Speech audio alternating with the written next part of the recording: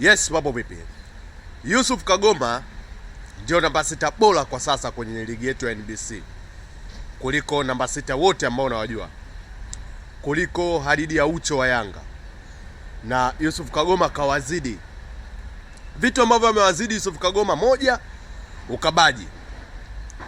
Yusuf Kagoma yupo vizuri kwenye kukaba man to man, kwenye ukaba njia, umeelewa, na hata kutumia nguvu yuko bora sana.